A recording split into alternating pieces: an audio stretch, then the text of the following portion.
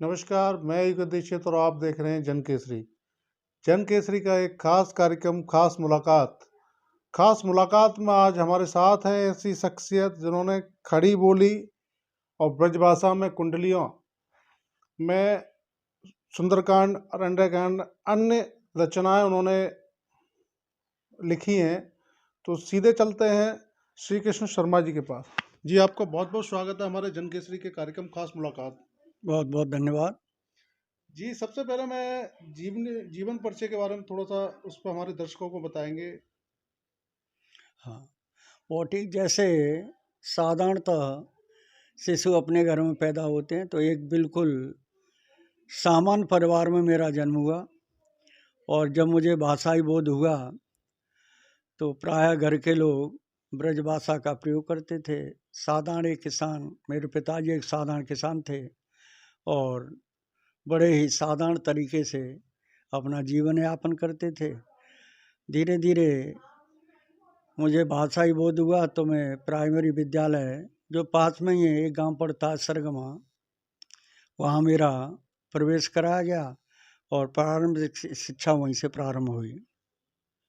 जी, हिंदी साहित्य में, हिंदी में रुचि आपको कब हुई और कैसे हुई, इसके बारे में थोड़ा? क्योंकि हिंदी अपनी मातृभाषा है और स्वाभाविक है कि हम अपने परिवार से जो भाषा सीखते हैं उससे स्वतः ही प्रेम होना स्वाभाविक है। तो मुझे भी उस भाषा में धीरे धीरे रुचि बढ़ने लगी।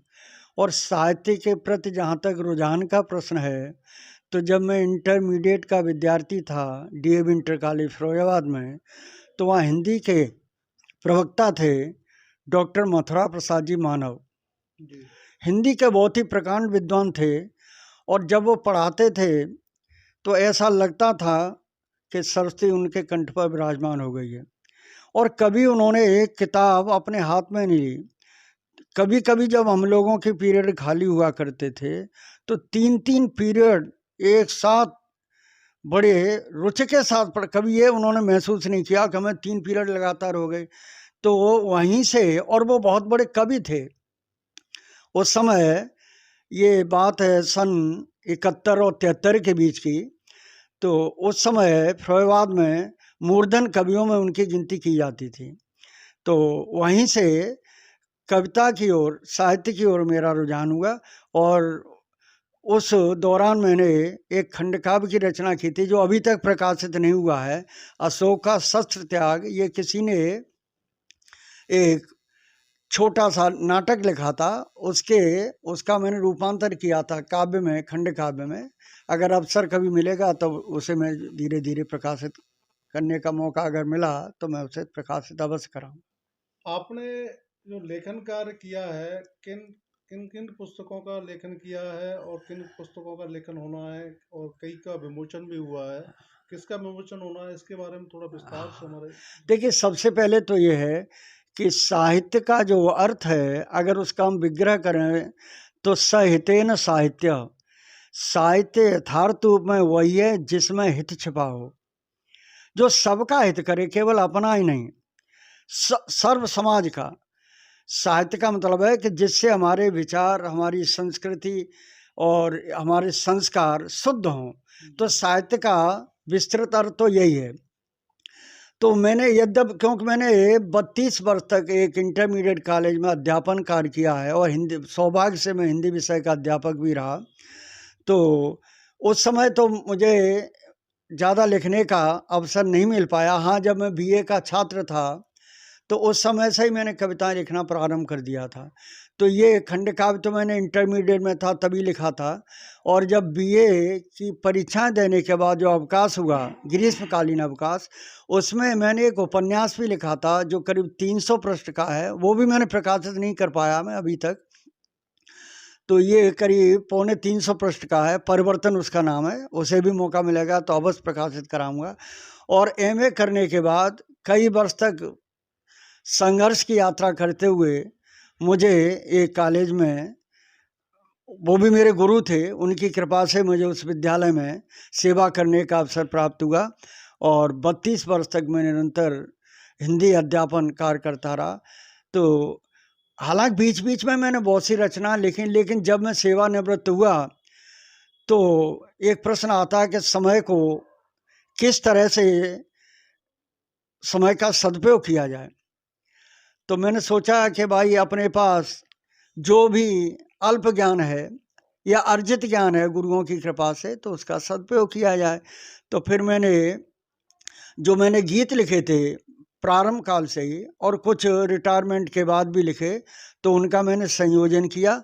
गीत भी लिखे, कवित्व भी लिखे, सवैया भी लिखे, ब्रजभाषा में भी लिखा, खड़ी बोले में भी लिखा, और इस तरह से उस साहित्य को गीतानुनाद एक पुस्तक का मैंने अभी पिछले वर्ष ही विमोचन कराया था। तो गीतानुनाद पुस्तक के माध्यम से मैंने अपनी जो रचनाएं थी पूर्वकालीन वो सब मैंने प्रकाशित करा दी। फिर उसके बाद मैं गोपाल आश्रम फैजाबाद जाना प्रारंभ कर दिया मैंने, और उसी दौरान जो बड़े बड़े मनीषी विद्वान प्रवचन करने के लिए आते थे गोपाल आश्रम में, उनकी प्रेरणा से मुझे कुछ लिखने की प्रेरणा जागृत हुई। और सबसे पहले मैंने सुंदरकांड को, रामचरितमानस, गोस्वामी तुलसीदास कृत रामचरितमानस के सुंदरकांड का कुंडलिया छंद में काव्यानुवाद किया, और उस छंद में मैंने दोनों ही भाषाओं का प्रयोग किया, खड़ी बोली और ब्रज भाषा, क्योंकि मैंने कठिन शब्दों का अधिक मोह नहीं किया। जिससे भाव प्रकट हो जाए, चाहे वो कठिन शब्द हो चाहे सरल शब्द हो, जहाँ जैसी उपयोगिता मुझे लगी शब्द की उसका मैंने प्रयोग कर दिया। तो सबसे पहले मैंने सुंदरकांड की रचना की, और सौभाग्य से उन्हीं दिनों एक गणेश प्रसाद मिश्र जी पूर्वांचल के रहने वाले थे, वो प्रवचन करने आते थे।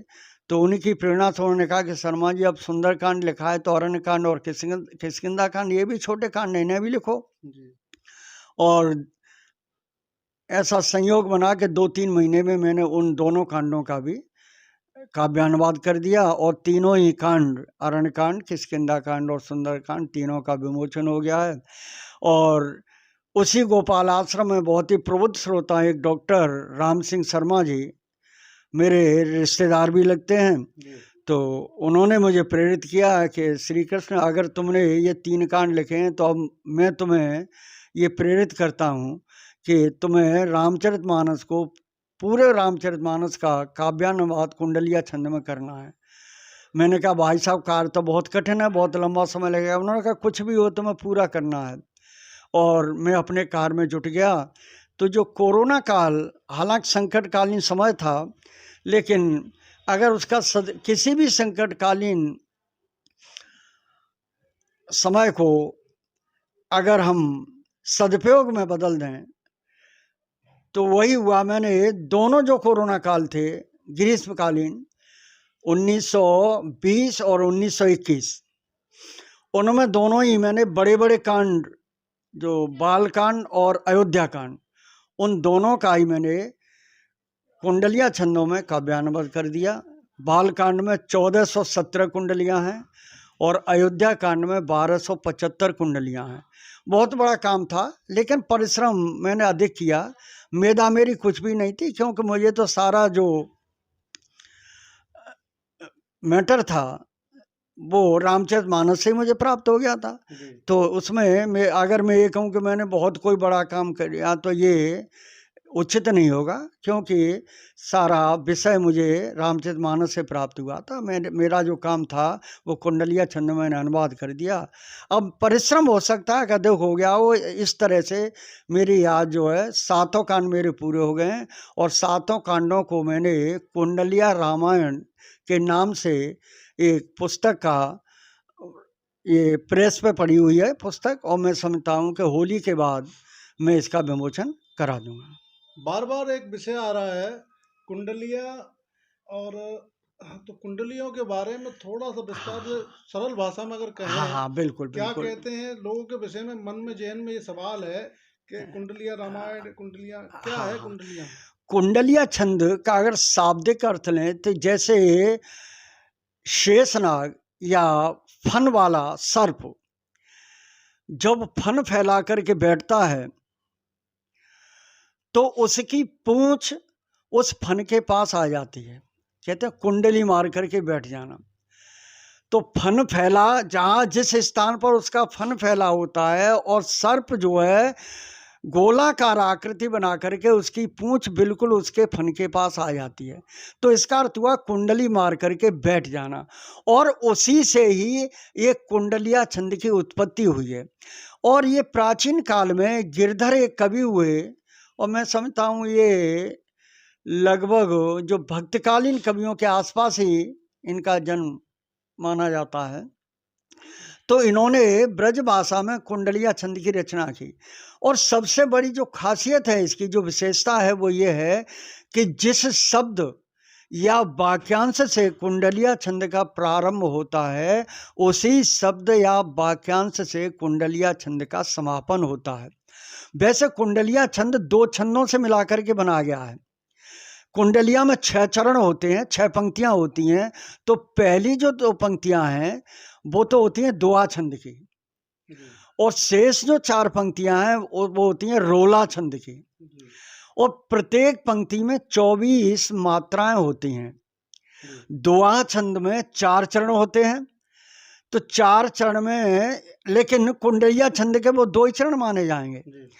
तो दुआ जो छंद की 2 पंक्तियां हैं, उसमें क्या होता है कि 13 और 11 पर यति होती है। यति का मतलब रुकना पड़ता है, वो विराम होता है पहले 13 मात्राओं के बाद, और 24 मात्रा के बाद पूर्ण विराम लग जाता है। ये 2 चरणों में होता है। रोला छंद में क्या होता है कि 11 छंद पे 11 चरण, वो उसकी मात्राओं के बाद विराम लग जाता है, और 24 मात्रा के बाद पूर्ण विराम लग जाता है। तो दुआ में क्या हो गए 13 11 13 11, और उसमें जो रोला छंद है उसमें 11 13 11 13 पर विराम लगता है। और एक विशेषता इसकी और है कि दुआ छंद का जो अंतिम चरण होता है वो रोला छंद का प्रथम चरण होता है। उसका दोहराना बहुत अनिवार्य होता है। अगर हम उसको नहीं दोहराएंगे तो वो कुंडलिया छंद अधूरा माना जाएगा। तो ये कुंडलिया छंद की विशेषता, वैसे कोई क्लिष्ट नहीं है लेकिन लोग मानते हैं कि क्लिष्ट है। इससे कुंडलिया रामायण से पहले मैंने एक भी कोई कुंडलिया छंद नहीं लिखा था, और जब लिखने लगा तो ऐसा अभ्यास हो गया कि मैं निरंतर लिखता गया, और लगभग कुंडलिया छंद में मैंने 4400 कुंडलिया छंद लिखे हैं। एक बड़ा प्रश्न है आपसे जुड़ा हुआ है, क्योंकि इससे बढ़िया, आपसे बढ़िया उत्तर कोई शायद नहीं दे पाएगा, क्योंकि आप इस हिंदी के अध्यापक भी रहे हैं। आजकल का जो युवा है वो हिंदी को एक पकाऊ विषय के रूप में समझता है, और अपनी मातृभाषा को बोलने में मतलब कतराता है। ऐसे लोगों को आप क्या संदेश देना चाहेंगे, क्योंकि हिंदी आपने पढ़ाई है और वो आपको भी महसूस हुआ होगा अध्यापन कार्य के समय, तो इस ऐसे लोगों को क्या संदेश देना है, और किस तरह आप अपने जो बच्चे जो उस समय पढ़ाते थे तो उस किस तरह उनको हिंदी पढ़ने के लिए प्रेरित करते थे, उसके बारे में थोड़ा विस्तार से बताएं। हाँ बिल्कुल, ये बहुत ही प्रश्न महत्वपूर्ण है और मैं इसका विस्तार से उत्तर दूंगा। देखिए, ये तो ठीक है कि हमें दूसरों का सम्मान करना चाहिए, दूसरे की माता का आदर करना चाहिए, लेकिन ये बिल्कुल नहीं है कि हम अपनी माता का तिरस्कार करके दूसरी माताओं का सम्मान करें जी। ये हमारी भारतीय संस्कृति अनुमति नहीं देती है। मातृवत परदारेषु परद्वेषलोष्टवत, दूसरों की नारी जो सम्मान है वो माता की तरह से करना चाहिए, लेकिन ऐसा नहीं है कि हम अपनी माता की उपेक्षा कर दें। हिंदी में क्या होता है, कुछ लोग जो रूढ़िवादी लोग हैं वो हिंदी को बिल्कुल संस्कृत निष्ठ देखना चाहते हैं कि संस्कृत की जो शब्दावली है उन्हीं का प्रयोग हिंदी में होना चाहिए।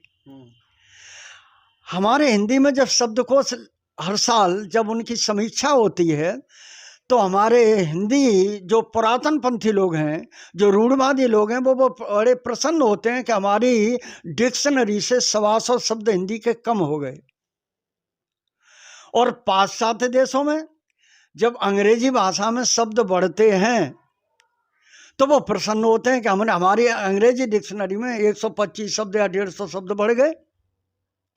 ऐसा नहीं होना चाहिए। देखिए, अब हिंदी इतनी व्यापक भाषा है कि अगर हम ऐसे शब्दों से बचते रहे, जैसे अंग्रेजी की कुछ शब्दावली है, जैसे बैंक है, जी अगर हम उसका हिंदी रूपांतर करके कोई शब्द नया गढ़ेंगे तो साधारण लोगों के लिए बड़ा कठिन शब्द हो जाएगा। तो हम क्यों न उस बैंक को हिंदी में समाहित कर लें, हिंदी भाषा में। हमारा क्या बढ़ता है, हमारा हिंदी परिवार समृद्ध होगा, हिंदी भाषा समृद्ध होगी। अन्य भाषाओं के शब्द भी अगर हिंदी में जोड़ लें तो ये कोई कठिन नहीं है, वो जोड़ना चाहिए अगर हमको हिंदी को समझना है। अब हिंदी केवल हम देवनागरी लिपि में संस्कृत भाषा के शब्दों को या मेरठ के आसपास बोली जाने वाली खड़ी बोली को ही केवल हिंदी में सम्मिलित कर लें तो हमारी हिंदी बहुत पिछड़ जाएगी। क्योंकि हिंदी तो ऐसी भाषा है जिसमें अवधी, बघेली, छत्तीसगढ़ी, बिहारी, बुंदेलखंडी, मैथिली, ये सब अवधि, ये सब हिंदी के अंतर्गत आते हैं। और हम जो लोग हैं, खासकर आगरा के आसपास के लोग जो हैं, मथुरा और वृंदावन के लोग हैं, हम लोग ब्रजभाषा का प्रयोग अधिक करते हैं, क्योंकि घरों में हम ब्रजभाषा का उपयोग करते हैं। और जब पठन पाठन का जो क्रियाकलाप होता है, जैसे विद्यालयों में जो शिक्षक विद्या अर्जन कराते हैं और विद्यार्थी जो अर्जित करते हैं वहाँ खड़ी बोली का उपयोग करते हैं। तो हमें केवल हिंदी को सीमित नहीं रखना है जी। हमें तो अगर ये लगे कि अंग्रेजी का शब्द यहाँ हमारा उचित लग रहा है तो अंग्रेजी के शब्द का प्रयोग कर लें, उसे हिंदी में जोड़ लें, इसमें क्या बुराई है जी। और ऐसे लोगों से मुझे बहुत चिढ़ है कि जो हिंदी भाषी होते हुए भी अंग्रेजी के शब्दों को तोड़ मरोड़ करके प्रयोग करते हैं, अपने हिंदी शब्दों को तोड़ मरोड़ कर प्रयोग करते हैं। जैसे अशोका दी ग्रेट,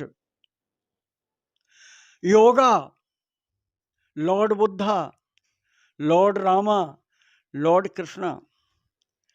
क्यों कहते हो भाई? तुम तो जानते हो कि भगवान कृष्ण है, भगवान राम है, गौतम बुद्ध हैं। तो ऐसा प्रयोग देखिए, अंग्रेजों की नीति देखिए।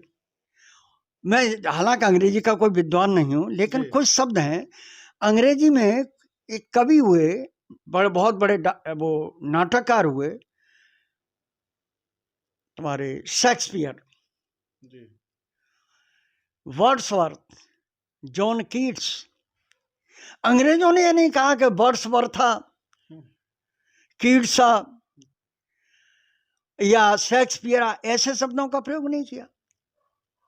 हमारे लोगों के लिए प्रयोग किया उन्होंने कि अशोका दी ग्रेट। अब हो सकता है उनके वो नहीं समझ आ रहे हो, क्योंकि हमने ये लगा दिया तो उन्होंने कहा ये लॉर्ड कृष्णा हो गया, लॉर्ड बुद्धा हो गया। अरे हम तो जानते हैं कि हमारे लॉर्ड कृष्ण हैं, लॉर्ड राम हैं, लॉर्ड बुद्ध हैं। तो हम ऐसे शब्दावली का प्रयोग क्यों करते हैं? योग हमारा पुरातन विषय है, योग हमारा पतंजलि ने लिखा, संस्कृत में लिखा। अगर हम अंग्रेजों की उस पर भाषा के अनुसार उसे योगा कहने लगे, योगा कर लो, तो ये शब्दावली मुझे बिल्कुल अच्छी नहीं लगती।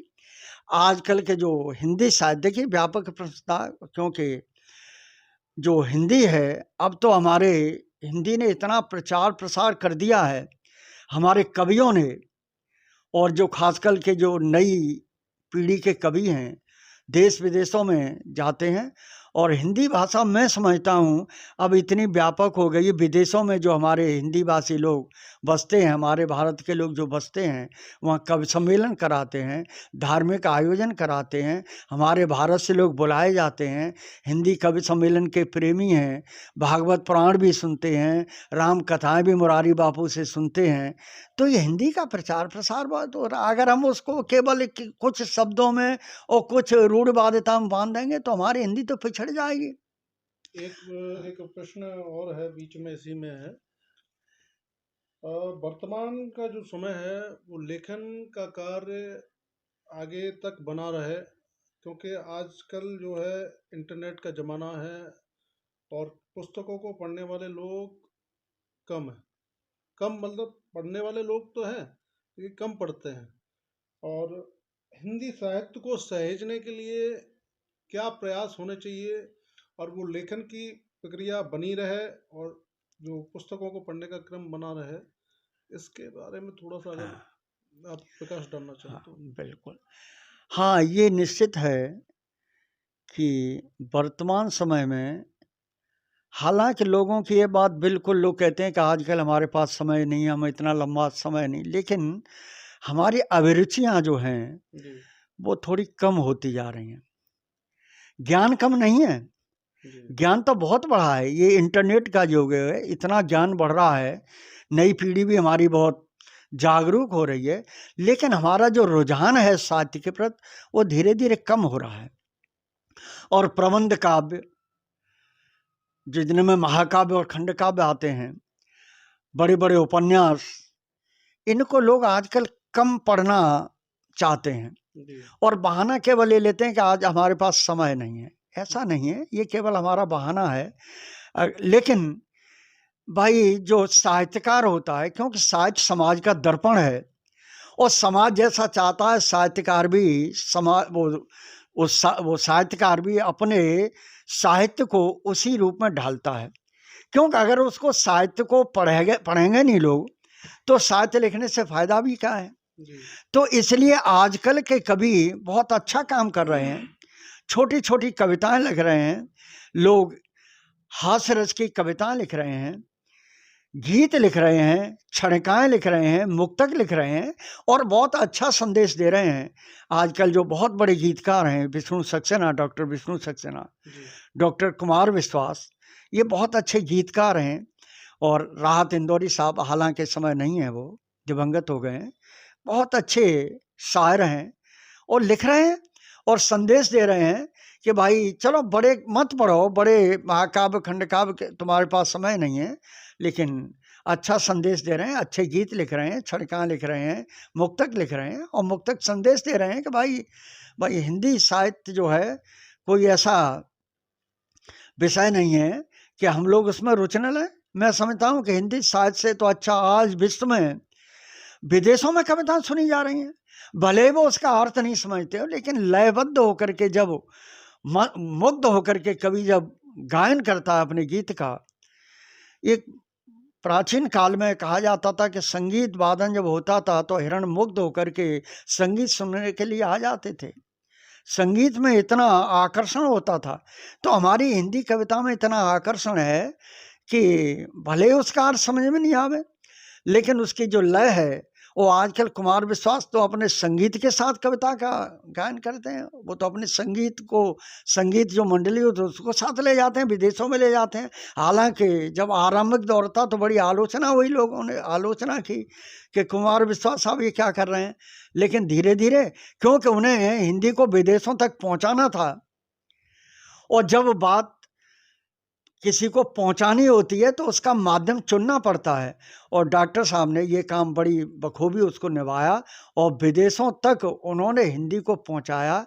ये श्रेय उनको जाता है और मैं धन्यवाद ज्ञापित करता हूं डॉक्टर कुमार विश्वास का कि उन्होंने हिंदी का परचम विदेशों तक जो है कुल मिला लहराया। के मान सकते हैं वर्तमान समय में जो प्रयास किए जा रहे हैं हिंदी को आगे बढ़ाने के लिए, उससे हाँ, आप संतुष्ट हाँ हैं। बिल्कुल, समय के अनुकूल जो जैसा समय है चल रहा है उसके अनुकूल जो एक प्रयास। मेरा अंतिम आपसे प्रश्न रहेगा, आपके द्वारा जो लेखन कार्य किया गया, अब तक का जो जितना लेखन कार्य किया गया, उसमें आपके जो हृदय को छूने वाला या हाँ, ऐसा प्रिय क्या आप लेखन किया, और अगर आप उसमें से कुछ हमारे दर्शकों को अगर कुछ हाँ। विषय रखना चाहें तो रख सकते हैं। देखिए, मैं ज़्यादा नहीं पंक्तियाँ पढ़ूँगा, कुछ पंक्तियाँ।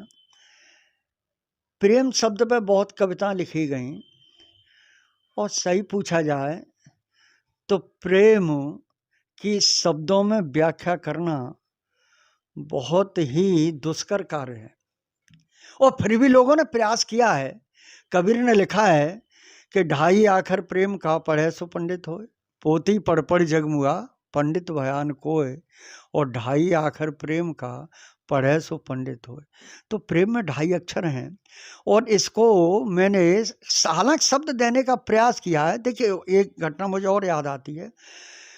ब्रज भाषा के जो अंतिम आधिकारिक रूप से हम कह सकते हैं कि जगन्नाथ दास रत्नाकर जी ब्रज भाषा के कवि हुए, जिन्होंने उद्धव शतक लिखा। जिसमें लगभग 100 कवित्त हैं।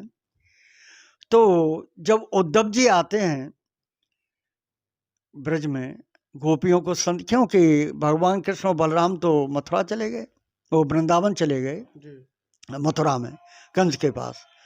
तो जब चले गए तो गोपियों ने उनके सारे ज्ञान को धूमिल कर दिया, इतने प्रश्नों की झड़ी लगा दी कि बेचारे निरुत्तर हो गए। उद्धव जी शिथिल हो गए। और किस तरह की बात कही उन्होंने, देखिए शब्दावली देखिए जगन्नाथ रत्नाकरी कि कछु कही बैनन अनेक कही नैनन सो और रही सही सो कही दीनी हिचकीन सो। कछु कही बैनन शब्दों से क्या कहा, बहुत थोड़ा बहुत कहा। कछु कही बैनन अनेक कही नैनन सो, और ज्यादातर बातें उन्होंने किससे कही, इशारों से, संकेतों से। और रही सही सो कहे दीनी हिचकीन सो, और जो शेष बातें थी वो किससे कहा था उन्होंने, प्रेम में हिचकियां जो आती थी वो हिचकी के माध्यम से उन्होंने अपने प्रेम को प्रकट किया। तो 4 पंक्तियां मैं कह देता हूं अंत में कि प्रेम की भाषा सदा से मौन है, शब्द बद्ध से किया जाता नहीं, बाँचते हैं प्रेम की भाषा नयन, यह कभी मुँह से कही जाती नहीं, यह कभी मुँह से कही जाती नहीं। दर्शकों के मन में एक सवाल तो बना ही रह गया, जो आपने ये 4 पंक्तियां कही, ये आपके किस लेखन से कही, कहाँ, किस पुस्तक में? हाँ, मेरा ये गीत है इसमें। अब मुझे याद करना पड़ेगा, पुस्तक लेनी पड़ेगी। अगर चाहोगे तो मैं, अगर चाहते हो वो मैं पुस्तक का नाम चाहता हूँ। हाँ, ये उसमें मेरी पुस्तक है गीतानुनाद, उसमें गीत है। उस गीत में इन पंक्तियों को मैंने जो है रचा है। अब मुझे पूरा गीत तो नहीं याद है, लेकिन कुछ उदाहरण के तौर पे ये पंक्तियां मुझे याद आ गई, तो वो मैंने जो है आप लोगों को सुना दी। ये थे हमारे खास मुलाकात में श्री कृष्ण शर्मा जी, जिन्होंने अपने जो है कुंडलियाँ रामायण का जो है लेखन कार्य किया है। लेखन कार्य पूर्ण हो चुका है, जल्द ही आप सबके समक्ष में उपस्थित होगा। और इसी तरह हमारा जो कार्यक्रम है खास मुलाकात, ऐसी खास मुलाकात में ऐसे ही समाज के लोग जिन्होंने समाज के लिए, देश के लिए, साहित्य के लिए कुछ न कुछ विशेष किया है, ऐसे लोगों से मुलाकात करवाते रहेंगे। तब तक के लिए मुझे इजाज़त दीजिए। नमस्कार।